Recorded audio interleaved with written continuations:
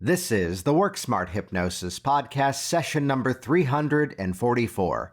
Howard Cooper on metaphors to release anxiety. Welcome to the Work Smart Hypnosis Podcast with Jason Linett, your professional resource for hypnosis training and outstanding business success. Here's your host, Jason Linett. Welcome back to the program, and I'm going to be brief in the introduction this week because Howard Cooper has become one of our favorite guests to often have on this program. And what he does exceptionally well when he's on here is genuinely just to peel back the curtain and talk about exactly what's working for him right now in the shape of his business, his practice, his process of helping clients. So we'll link to these in the show notes at worksmarthypnosis.com, which you can easily find by going to worksmarthypnosis.com/344. But previous episodes, like Howard's Marketing Epiphany, where a conversation that he and I had a number of years ago suddenly clicked, and how he was then implementing that strategy exceptionally well in his business. And I will say, one of the most popular episodes we've ever put out, Howard Cooper ruins a magic trick. Which, if that doesn't pique your curiosity, I don't know what will, but it's perhaps the most artistic and most effective way to address the question of, will the hypnosis wear off? Well, this week's episode, Howard Cooper on metaphors to release anxiety, which, by the way, was actually a live interview that I did in our private Facebook Work Smart Hypnosis community, which you can go over to the show notes, the link I mentioned earlier, and actually watch it in real time or continue to listen here. And it's where, as he talks about metaphors, Howard actually completely premieres his new book, which at the time of this recording is still coming soon. However, whenever you listen to this, head over to russellofleaves.com. And again, we'll put that in the show notes at worksmarthypnosis.com/344. But that Russell of Leaves book is one that shares a metaphor in terms of helping children to release anxiety, overcome fears. And stick around, by the way, to the end of this conversation, because there's an incredible process that he shares, which, yes, it was specific about working with children for bedwetting by way of hypnotic metaphor, yet with a little bit of creativity, you can see how it's a formula you could apply to all sorts of different issues that a hypnotist could work with a child on. Plus, the benefit of having the real-time Facebook Live audience that you had, you're going to hear us respond to some of the concerns that people had as they were listening, and Howard artfully gives the right answer at that point in terms of how to make sure we're practicing within our scope of practice. So again, you can head to the show notes at worksmarthypnosis.com to get all the details of how to get Howard's book as it releases, as well as just how to keep up with this guy because he's doing some great work. And while you're there too, check out this easy to remember link, velvetropehypnosis.com. So it's about a year and a half ago that I published something to my communities, and then we started to share it around with everyone else, a simple principle called the Velvet Rope Strategy, which this one technique alone in the shape of my business helped me to eradicate no-shows, gain back more of my time, and build greater client expectation in the shape of my business. And I'll tell you in advance, it's not just about putting a calendar application on your website. Instead, what it's really about is taking back better control of the dialogue and helping your clients to elevate themselves to the fact that, yes, this is something that they are ready to address. What we've actually done is we've spun this off and made it available for an extremely low price. So head over to velvetropehypnosis.com, watch the video, read some of the stories, and join us inside of that easy-to-digest program. And with that, let's head over to Howard Cooper in the UK. This is episode number 344, Howard Cooper on metaphors to release anxiety.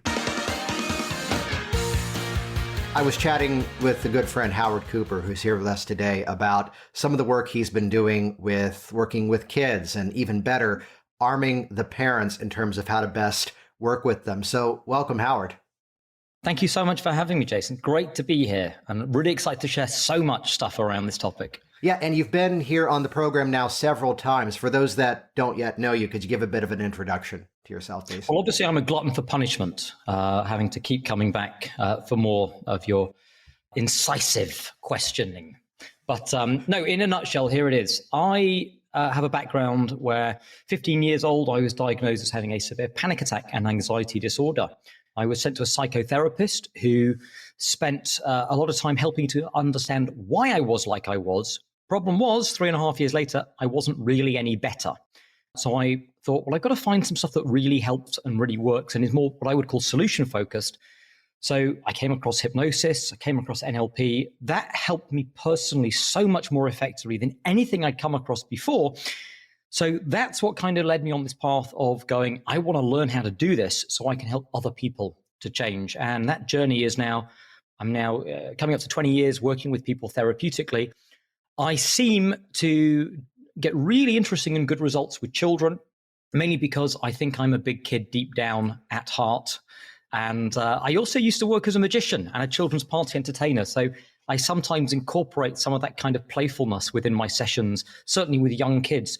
But it's led me on this really interesting path of having some, I would say, some insight and experience in helping children to deal with anxiety as well. So I'm really excited to share with you not just some of my thinking and concepts around it, but there's actually a particular protocol or process that I often run with a particular issue that I'm never released as yet. And this will be the first airing it gets publicly. Oh, hey, we love anticipation. You have, by the way, and not because I came up with the title, the best named episode ever of this entire Work Smart Hypnosis series, which was, of course, called Howard Cooper Ruins a Magic Trick. We'll link to that for everybody later on in terms of exactly where to go to find that. Could you give us like the 30-second description of that just as a preview, though? Yeah, it was this thing that I used to do when people would say to me, but will it last? Like, so what I wanted to do is to find a way that I could not just help them intellectually get that once they change their perception of something, you can't almost never go back, but to have an embodied insight of that. So there's a particular magic trick, which I do the trick first. They go, oh my word, I can't believe you just managed to do that. How did you do it? And then I ruin the trick. I show them how it's done. And when I repeat the trick, when they know how it's done, they're like, did I fall for that? That's ridiculous. I can't have fallen for that. And the point being is that they get this embodied sense of once they get more information or see something that they didn't have before, you can't have the same response. And that really kind of just removes that heckle of, well, how will I know if it lasts? What I love about that is the fact that I've lived for many years with the premise that show is better than tell. Oh. So rather than the game of here's why and here's what we can do and here's what you should know, in this quick interactive demo, they're suddenly getting the revelation of that. Previous episodes with Howard, he's talked about his history of running group fear of flying courses, a lot of the work that he does with his clients. You've hinted at something, which is why we're here right now, about working in some respect with the parents so that they know the methods to help their kids resolve issues like anxiety. And correct me on that, kind of walk us through exactly what this now has become. Increasingly I'm working with children, and parents often ring me to say, can you help with X, Y, and Z? And one of the things that I really wanted to share was, I think there is sometimes danger in intervening too soon with children, in that it's very tempting. So a new client rings up and says, like, can you help? Oh, yeah, I'll do it.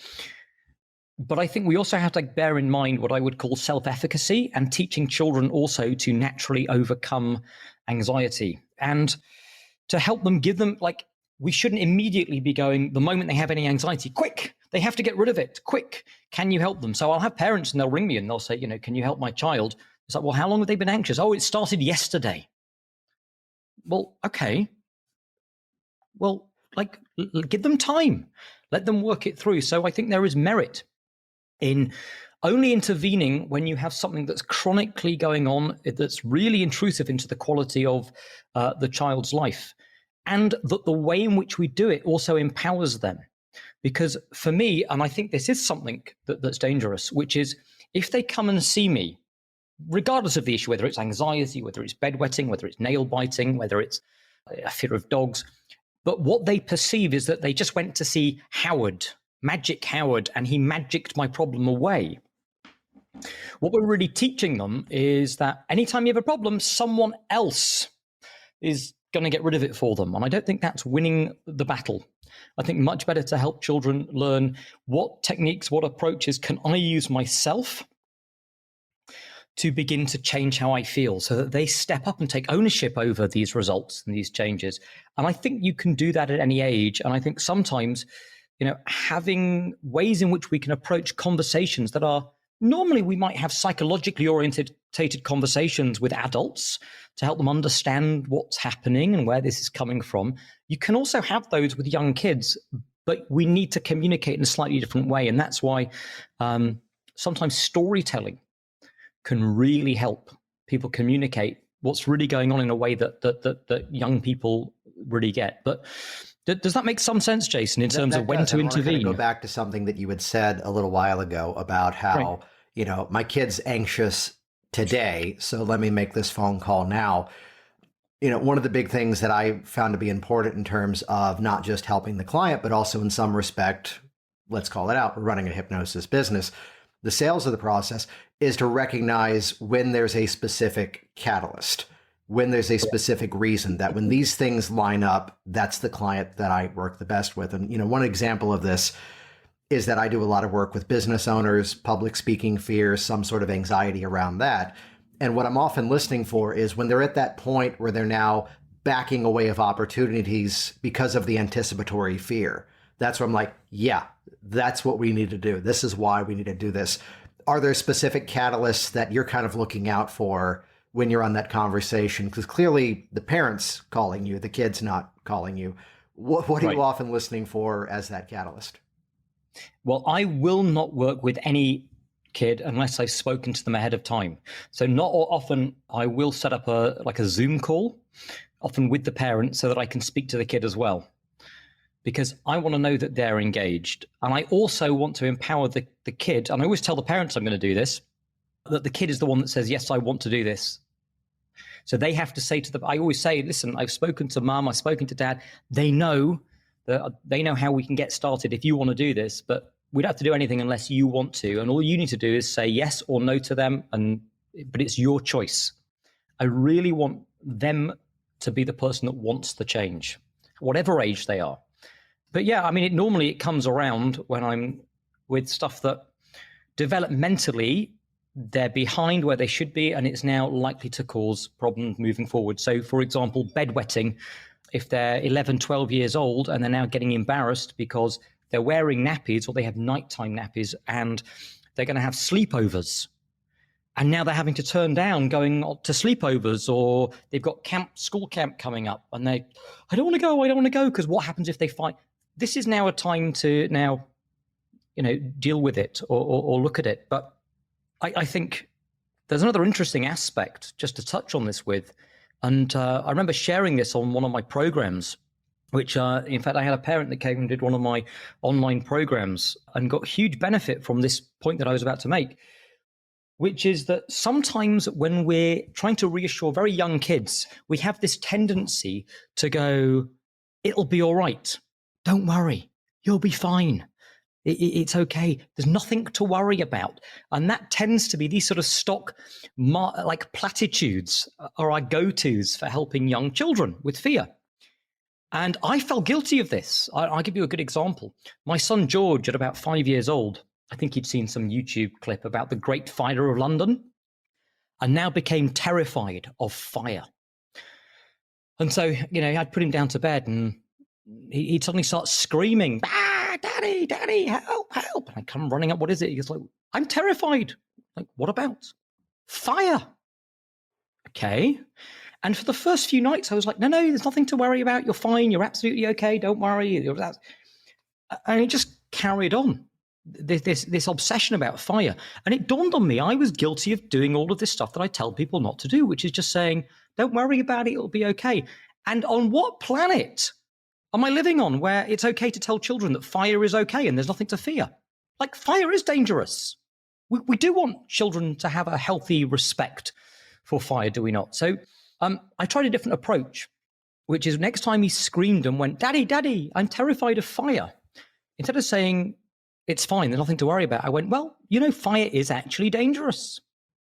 And you should have seen his eyes. He just went, what? I'm right? Like, you've been, but here's what happened. Instead of him responding for the first time with, you don't understand me, I've been trying to tell you, I really had his attention. He was like, oh, wow, Daddy's really validating this. I said, well, it is dangerous. So let me show you how we stay safe. And he didn't know that we had fire alarms. He didn't have any idea that these things existed. So I showed him the fire alarm that was outside his room that detects smoke and fire. I showed him what it sounds like when it's beeping. And then what happened is this. The next night, I put him down to bed and he starts screaming for me, Daddy, help, help. And I go running up and I said, what is it? He went, it's fire. And I went, shh, what can you hear? And he went, nothing. And I went, right, what does that mean? And it's like the little cogs started turning. Oh yeah, it means I'm safe. If I can't, it means I'm safe. Great. We did that a few nights in a row and then it just petered out, it stopped. Because what he had learnt was he began to develop a strategy for how he could navigate his own safety. Giving children strategies so that they can self-apply and give themselves, how do I know when I'm safe? How do I know when there's danger? Versus how do I not know? That's more effective than just relax, it'll be all right. And we see this with dogs, oh, the dog's fine, pet the dog. Well, not all dogs. Dogs can be dangerous. So, getting the kid to understand that you have to go and ask the parent, like, is this dog a friendly dog? Is it okay to pet him? These are the things that we need to do in terms of helping children navigate through wisdom rather than letting fear rule their anxiety. That's a really cool insight. I mean, we can apply that to every client. And I love that you wrap that up by talking about a dog. As when we got a dog last year, a new puppy, we're reading these books on animal training and house training. I'm like, that's what I do with my clients. That's what I do with my kids. Oh, wow. It's all the same formulas of coming up with a strategy. So rather than trying to just simply say, that's not an issue, don't worry about that, doing something that actually trains that process. And I'm imagining this is in some way a bit of a segue to the work that you've been doing in terms of how we can hypnotically make use of metaphor to instill this, the same way that, again, show is better than tell, that stories invite people into the experience. Stories allow people to observe something from a different perspective. And even though, yes, it can be at times a work of fiction, we're still learning human skills as a result of that. So kind of catch us up with what you've been up to in the last couple of years concerning this. Right. Well, many of people will know that sometimes people, not just kids, but sometimes people become afraid of things that pose no threat. So whether that's a fear of flying, and everyone knows statistically that flying is the safest form of transport, but I'm still afraid. There's often a process by which they're sort of misinterpreting threat. And a really good example of this, and actually it's the first thing that popped into my mind right now, a colleague of mine, and actually someone that you've done a podcast with as well, Felix Economarkis, who works with people who are food phobic. He gave me a really good example of this the other day, where he was working with a young kid who was terrified of food. And if you look back at the past, what likely had happened, they talked about they'd been ill and they'd thrown up. Now, you put a 2-year-old head and you think what's going on in their brain when they throw up and they look down, and let's be honest, sorry, it's going to get a bit graphic, but there's always diced carrots in sick, even if you haven't been eating them. So the little kid looks down, sees the diced carrots and thinks, I felt really bad. I'm seeing diced carrots. Carrots must be bad. And so the brain jumps to the wrong conclusion. Now, of course, the young brain's not going to go, I think it's microbes, I think it's bacteria, I think it's viruses. It's unseen. It's just going to be carrots are bad. So now their brain generalizes, and now they're afraid of carrots and other foods and so on. So I've seen this a lot in my work too. And it became around, well, how can I help children to understand that sometimes we become afraid of things that pose no threat? Like someone who doesn't really get that. So I started years ago playing around with a metaphor, a story that came to me. And it was really about a little rabbit. I described what would happen if a rabbit was walking down to eat some food and heard a rustle of leaves and out jumped a fox. The rabbit would obviously run away, but it would also think that anytime it heard the rustle of leaves, there might be a fox. And I played that out in my mind. What would happen if the rabbit had kids? And the kids were, following mum to eat some food, and they heard a rustle of leaves. What they would see was mum run away because she thinks there might be a fox. But the kids wouldn't see a fox. They'd just see rustles of leaves, mum running away. And what happens if the kids then went, hold on a moment, maybe the rustle of leaves is dangerous? And what would that happen? What would occur? And I would tell this story with kids until the point at which, obviously then fox comes along and they don't know to be afraid of fox. And fox says, what are you doing? And they're like, we're trying to stay away from leaves. And he's obviously like, well, can I help? And of course, when I start telling them this story, kids always start going, no, it's a fox. Stay away from the fox. The fox is dangerous. And they get really absorbed in this story. And after I started sort of playing around with this metaphor, I would have kids start saying, I would go, can you believe, I would say, that they became afraid of leaves? I mean, they were just leaves. You wouldn't fall for anything like that, would you? And they would go, no, I wouldn't do anything like that. And it would begin to bridge the gap into, well, what if this thing that you were afraid of were actually just the rustle of leaves? That was really not the right thing to be afraid of. You just come to the wrong conclusion like the kids in the story. And you can sometimes just watch them begin to clock it. They get it. Anyway, this story, it used to end really terribly, by the way. It was in therapy sessions as I began to, it was just like, and then the fox eats them all and they all die horribly. And I was like, well, I like the start of this story, but there needs to be a better narrative arc if I'm ever to release it. I'm flashing to all the examples of, there's legends around this now where there's like different movies that here is the script. They got the green light. Now they're on set filming it, looking at the script and going, oh dear. Right. We can't do this movie, which like Pretty Woman and Groundhog Day fit into these categories where they show up on the set. And it's like, yeah, just be flexible. We're going to give you new pages every single day. Yeah. I got to ask, what was happening in those sessions where Boy Who Cried Wolf, well, the fox did show up and it didn't end well. How was it going then? Well, we just sort of gloss over and they'd be like, oh, really? Oh, that's bad. I'd be like, yeah, but of course you wouldn't fall for that, would you? And we just segue into it. And it was never a big part of the session, that ending. It was more about the understanding the misinterpretation of fear. But I then thought, if I want it to translate better or for more people to get it, it would be nice if there was a better narrative arc. And one day, it just dawned on me, like the ending, for 3 years, by the way, 3.5 years, it's just been in the back of my head, this story, this metaphor. And finally, the ending popped up. It just occurred. And I ended up sitting and just wrote the whole thing in one evening. And I wrote it in rhyme, a bit like the Gruffalo. So Julia Donaldson, watch this space. But yes, I'm actually releasing this book. It's called The Russell Reed in about a month. And we have an amazingly talented illustrator who's doing it and releasing it and doing the work for it. And for those of you who are on the podcast, they won't see it, but I can hold up and show you some of the images as well. But I'd love to share the story. Yeah, we were chatting about this before, and that's why we're recording it here in this format, that I was asking Howard, are there segments you can share? And he just said, how about I just come on and read the entire story? It's only an 8-hour reading. Oh, so perfect. I think it's fine. We're going to splice it up, and this will be the podcast for the next 12 weeks. So there you go. Good to go. Absolutely.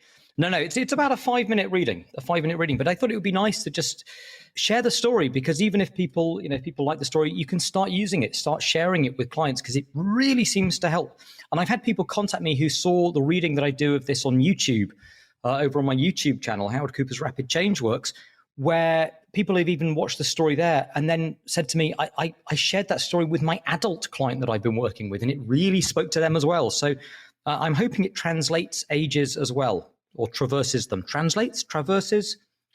What's help me out, Jason? Conveys. What's the word? Conveys. Value. Divides. Yes, you all know what I mean anyway. Matches up with the neurology of. You're on the Absolutely. Same track. You can tell my refined use of words here's really something helps. Just as a preview in terms of how to think about this too, that yes, Howard's got a book that's coming out, and I'll drop it in the comments down below as soon as I can get over to another screen here in a bit. Easy to remember. It's russellofleaves.com. Easy to find. But he's about to read the entire thing. And here's what's cool. We were chatting about this, that your kids, how old are they now? 5 and 7. So same spread as mine. Mine are 8 and 10. And that experience that we as adults often play that game of, I've already read that book. with kids, they keep coming back to the same stories. They keep coming back to the same ones. Max, our youngest, just checked out from the library a book that he already owns a copy of. And it's not that he forgot and didn't remember he owned a copy. It's no, because I really like that book and I want to read this one of it. To which we're then holding back the moment of going, you already have it. No, he wants the library copy. But the kid's reading the book from cover to cover once again, so let's just let that one run. So it's the value of a story. Before we even hear it, does this become, I'll give you my definitions of this. Sometimes in the work that I do, there's techniques that become a bit of a thematic score. So like, for example, here's the classic direct drive technique where you take one hypnotic suggestion and put it on a bit of a loop, and the more you repeat it, the more their confidence grows. Or here's the classic, like Heartland ego strengthening. I think that was episode number 4 of this podcast. And once I've done some of those suggestions once, I can then come back to those techniques once again, and they become a way of compounding advanced strategies. So I may have done some version of parts, some version of a 6-step reframe, which, Howard, I don't think I've told you this. I now do the 6-step reframe in 4 steps. Right. I don't want to show off, but 4 steps is all we need. But whatever advanced strategy, I'll come back to some framework of suggestions that we've done before to then compound the advanced work.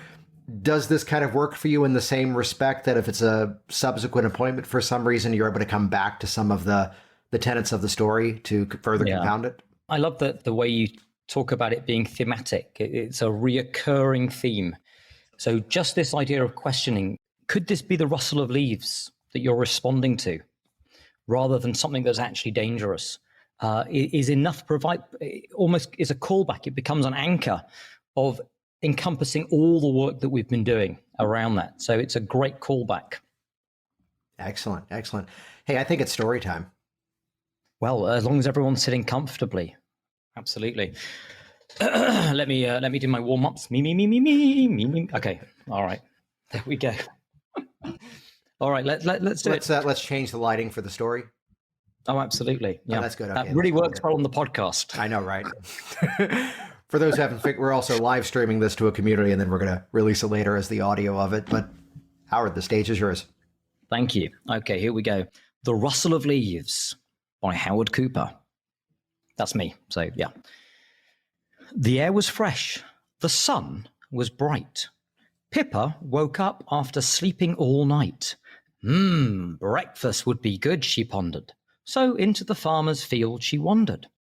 And then in the distance, just under some trellis, she saw the tastiest looking lettuce.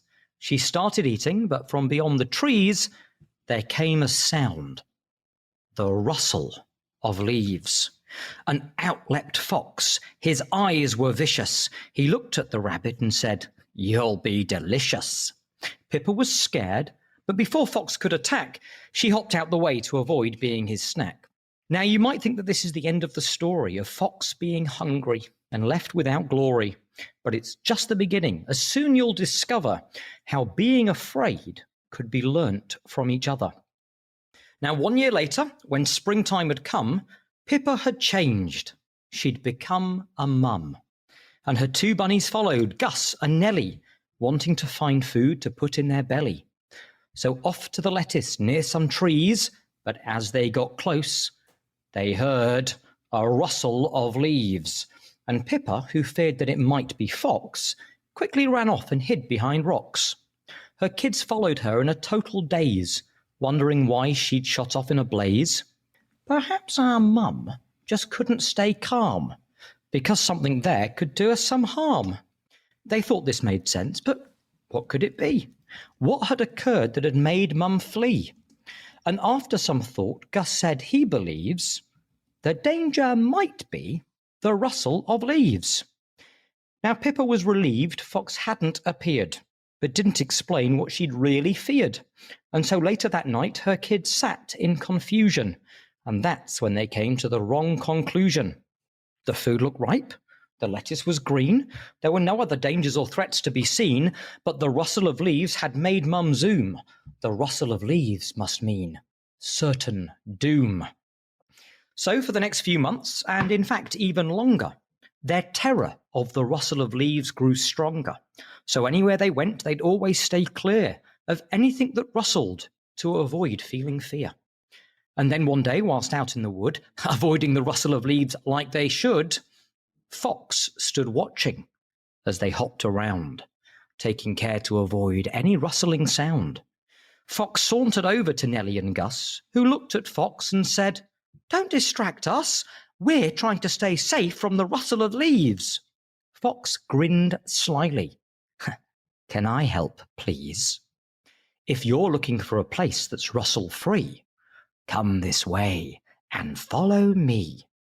Creeping behind Fox without making a sound, they followed him to his den underground. Fox pointed to a large pot that he used for cooking and said, "Get in there before the rustle comes looking." The kids dived in the pot and felt safe at last, but their chance to escape was fading fast. Whilst all this went on, Fox hadn't paid attention to Pippa, who'd seen Fox's true intention. She realized she needed a cunning plot to rescue her children from his cooking pot. So Pippa thought that she could devise a most ingenious disguise to creep up on Fox without being beaten and save her two children from being eaten. Borrowing some honey from the friendly bees, she used it to stick on a mountain of leaves, and now she was covered in leaves of green. She could sneak up on Fox without being seen. But every time Pippa moved a muscle, the leaves on her body would start to rustle. The kids heard the rustling and were terrified. Fox said, "It's coming. Quick, you must hide." But as Fox was about to cook his meal, he saw the rustle monster and said, "Crikey, it's real," and scarpered off to escape the beast, so the bunnies never became his feast. Then Pippa explained how the kids had been wrong. Fox had been dangerous all along, and realizing they had been mistaken, they hugged their mum and were no longer shaken.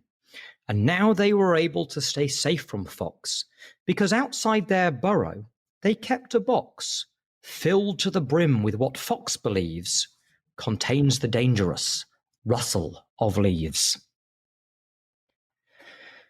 And then the crowd goes wild. Thank you. Awesome. Does a story come to mind after a story as to what you've seen as a result by sharing this with some of the kids that you've worked with? It's like I see the lights going on in their brains. Yeah. And what's lovely is that they become the people who are poking fun. They don't realize it's at their own misunderstandings, because it's like, oh, aren't the kids silly? Oh, look, how could they fall for it? But they also understand it as well. They get, well, yeah, that, and we often have a conversation about like, well, why do you think they became afraid of the rustle leaves? Why do you think they didn't know it was Fox? How do you think they jumped to that conclusion? What would you tell them? What would you say to them if you could talk to them? And they'd be like, I tell them it's the rustle of leaves is totally safe. You've just misunderstood. You just became afraid of the wrong thing. I'm like, right.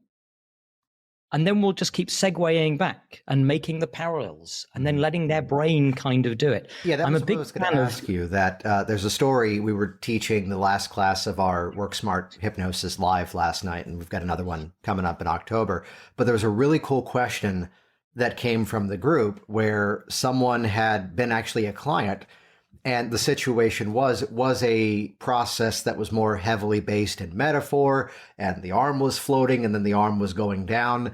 And the whole dialogue was that you never talked about my fear of flying.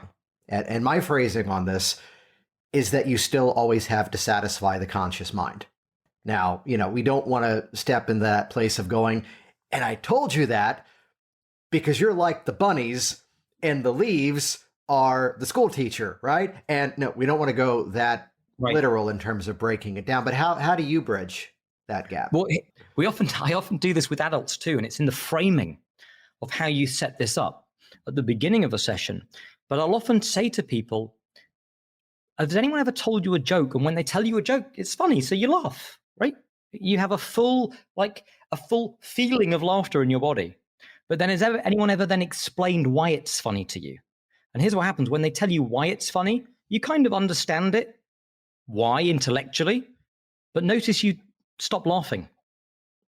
For me, when I work with people and I help someone, whether it's an adult or a child, my job and the way I think about it is to help them make changes so that they have a full embodied change rather than just intellectually getting it, which often, if I can explain that well enough, often using that analogy of the joke that loses its power the moment you explain it consciously, you get buy-in from people to be a little off the beaten track, to essentially do stuff that's very much about putting some dots out there and then being open about the fact that I'm going to send you away and your brain's going to kind of join them together. And that's how I normally get into that. Nice.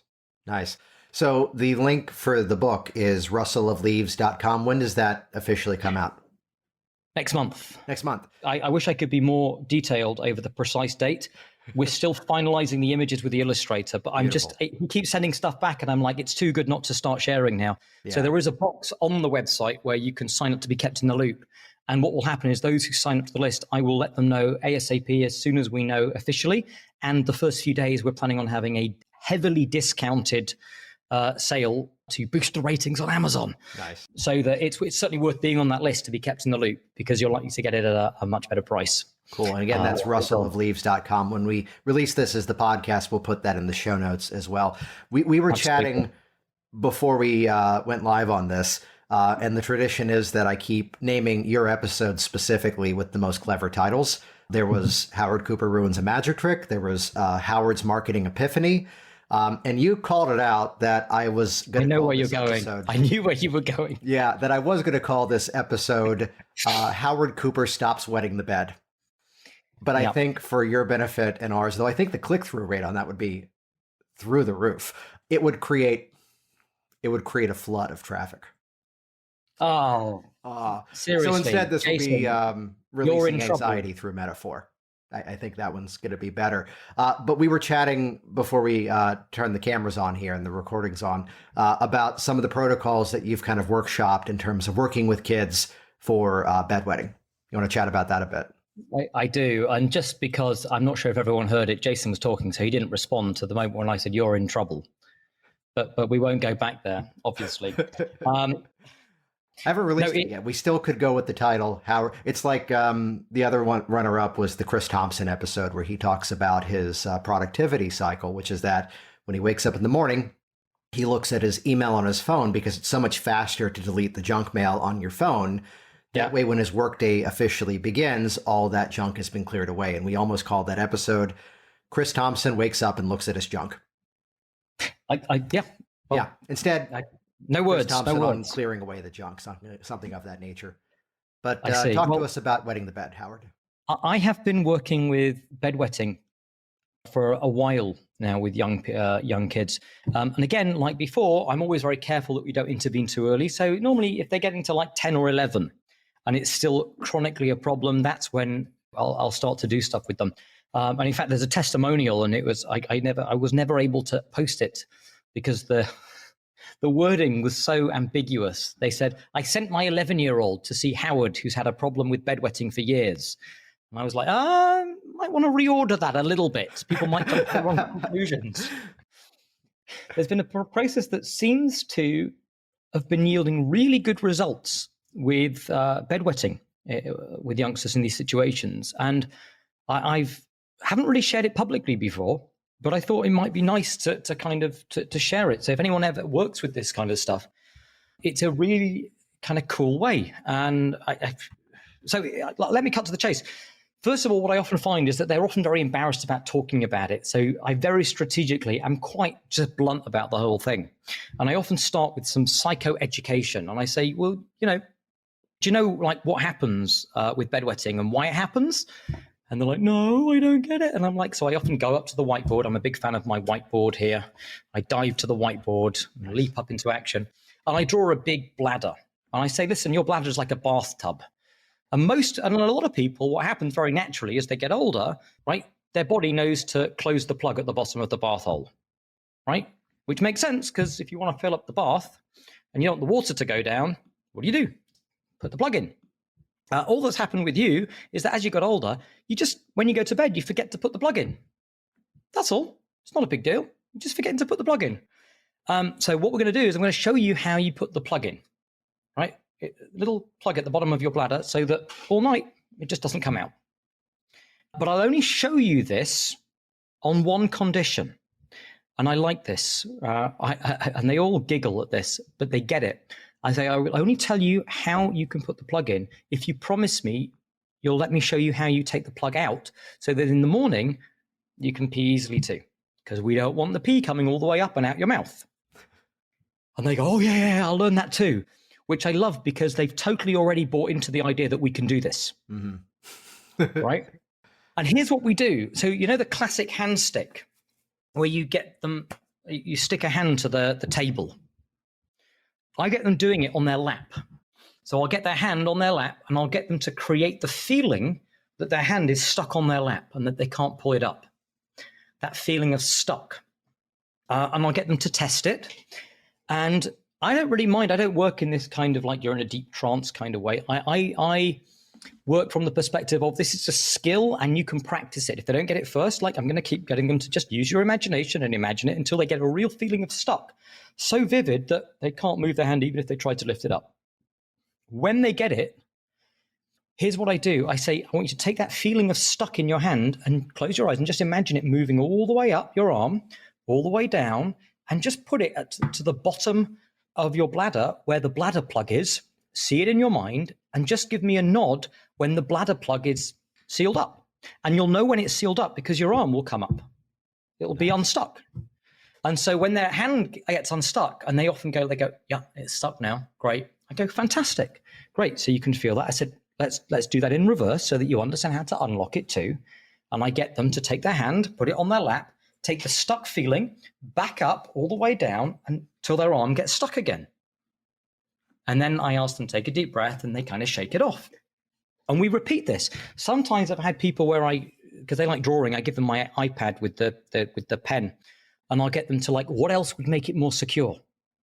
And they'll design padlocks and they'll draw like what it'll look like. Or, you know, old fashioned castles when you have these big bolts that go across the door, chunk, chunk, chunk, and they'll start creating those sorts of things, or extra strong super glue.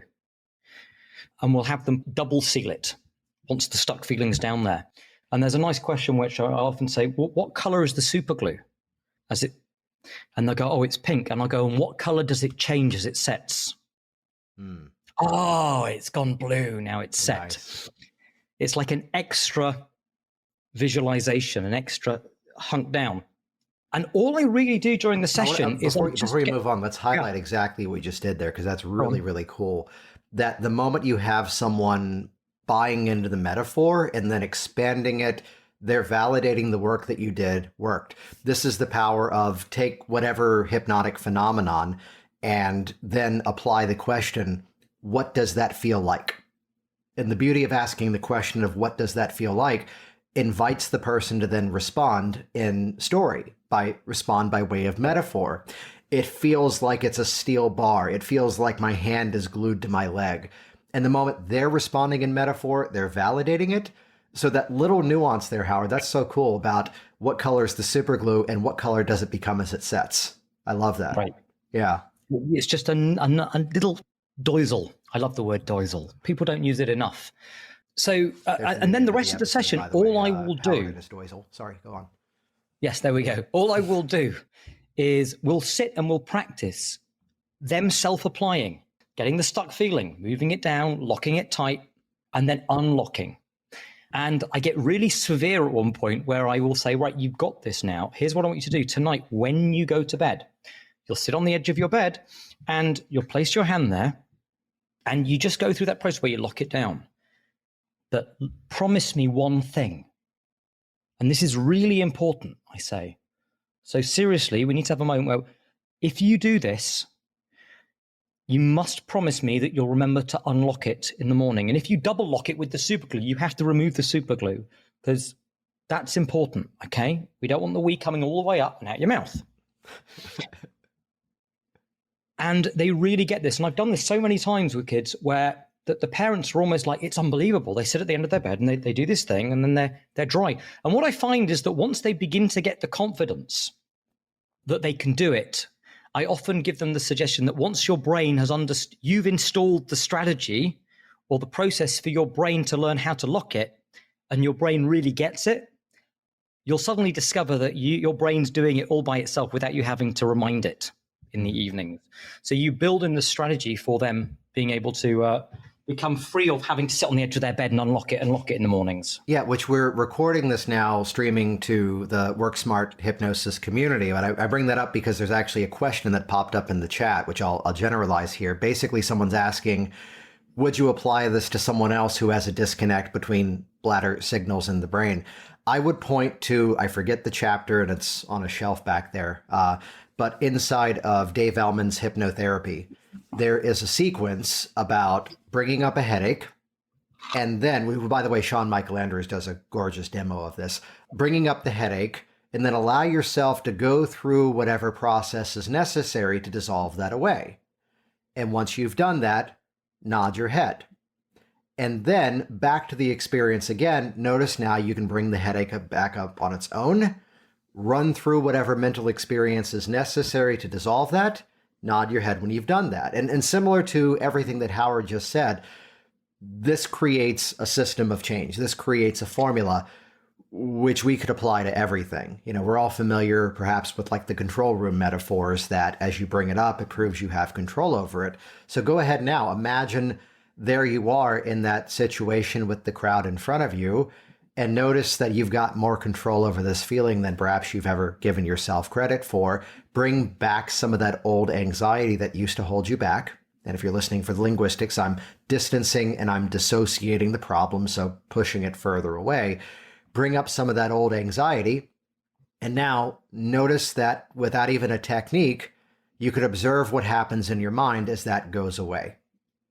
Now that you know how to do that, let's connect that to something, whether it's a finger squeeze anchor, whether it's a deep breath, whether a lot of my public speakers love the shift in posture as a way of kind of stepping into that peak performance state. So really, whatever the issue, whatever the situation, you know, now we're building that environment where now here's the sequence you can do on your own. Thanks for sharing that. No, it's fine. And I can see someone's done a question, but on my screen, it just says Facebook user says, and it's a really good point. And I would like to say this. So thank you. Yeah, let me, I'll do my best to read it here. Read it out. Not all bedwetting is caused by the kid not knowing how to control the sphincter function of the bladder. It can also be because the kid is not relaxing the sphincter correctly when urinating, and thus is not emptying the bladder. I could see challenge with this. Are you insisting that the kid have a urology work? Basically, are you working with them after they've seen a doctor? Yeah, I will always check with this. Like the first protocol is, have you been and seen someone medically? Have you been checked out? Is there anything else going on there? And unless they say to me, no, like we've been to the doctors, they said it's absolutely fine. There's nothing physiologically going on. This is the issue. I won't do it. I want them to go and see someone medically because we're not doctors, right? And there might be stuff. So absolutely, I'm really pleased that you brought that up because it's something that I do. It's just become part and parcel of how I do it. I don't think about it anymore. My classic story of that was, and we'll shorten the story, was the guy who calls up and is having some issues in the bedroom. And as I said, well, I'm happy to work with you on that once we have a referral from your doctor. What did your doctor say about that? Well, my doctor is going to convince me I'm crazy and it's something in my head. And I am hearing the humor in his voice. And I go, well, what if that is the issue, though? Let's confirm it's not something simple that a quick procedure could resolve.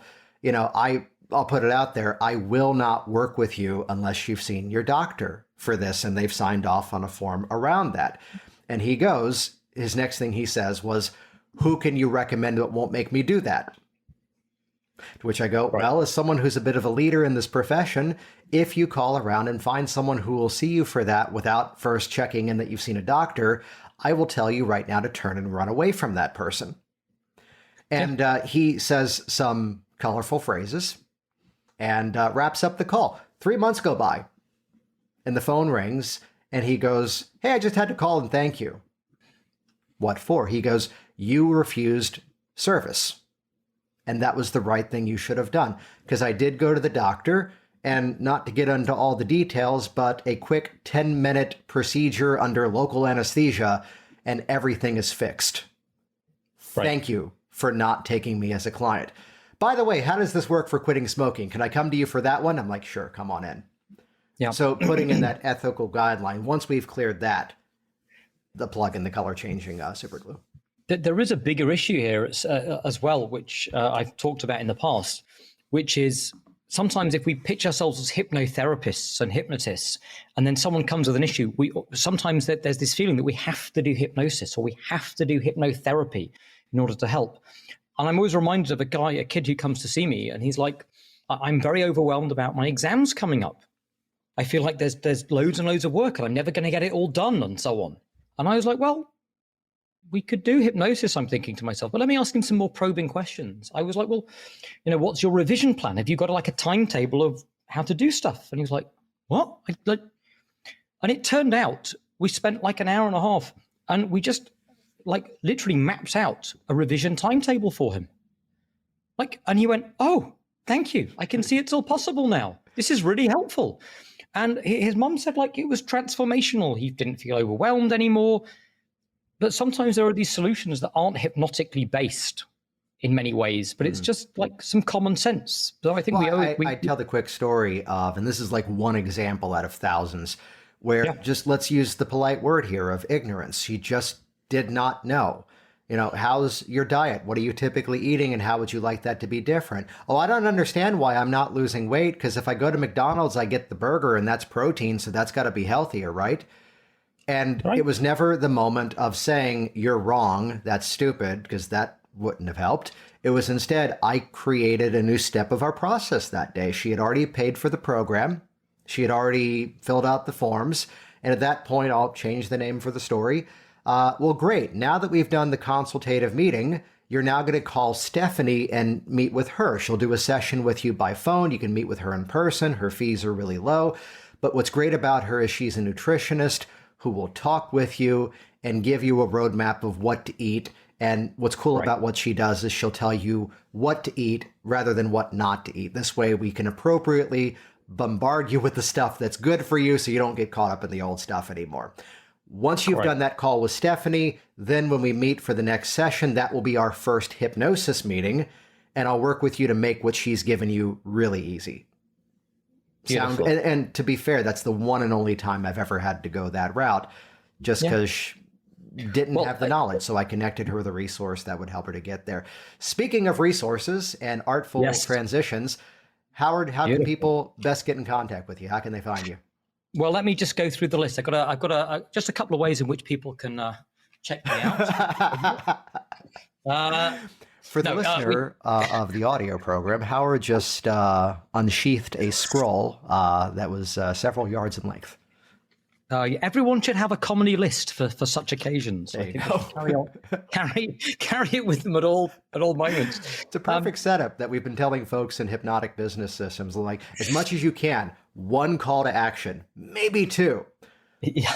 Now that I've said that, though, how can people find you? People go to rapidchange.works. All the links, everything you need is there. As well, if you want to head over to YouTube and check out and subscribe on Howard Cooper's Rapid Change Works, those two places will give you access to everything you need, including information about when the book's out and all the other stuff and the classes that I run and so on. So, yeah, that's how it'd be great to see you on board with all that. And I'd love to hear as well if anyone's sharing their story that you heard, even just conversationally, would love to hear about it and the results that people are getting with it. Excellent. Yeah, and we'll link in the show notes as this releases as a podcast over on worksmarthypnosis.com. Before we wrap it up, as we often do, any final thoughts for the listeners out there? Yeah, I think it's better to have loved a short goal than to never have loved at all. Jason Linett here once again, and hey, isn't story time fun? Thank you for joining us with this episode. A reminder, you can see the video of this episode at the show notes at worksmarthypnosis.com/344. That's where you'll find the links to pick up Howard's book as it releases, subscribe to his podcast, follow what he's doing some phenomenal work. And if you want to do phenomenal work with your clients, do you like that segue? If you want to do phenomenal work with your clients, head over to velvetropehypnosis.com. We have taken one of the things that I've gotten the best feedback from over the years. A simple business strategy called the Velvet Rope Strategy, which is all about helping your client to raise their hand in a much better way and express that they're interested in what you have to offer. And we've put it out there at an extremely low price just to get this in the hands of more people. So head over to velvetropehypnosis.com, watch the video, and pick up that easy-to-digest program. We'll see you soon. Thanks for listening to the Work Smart Hypnosis podcast at WorkSmartHypnosis.com.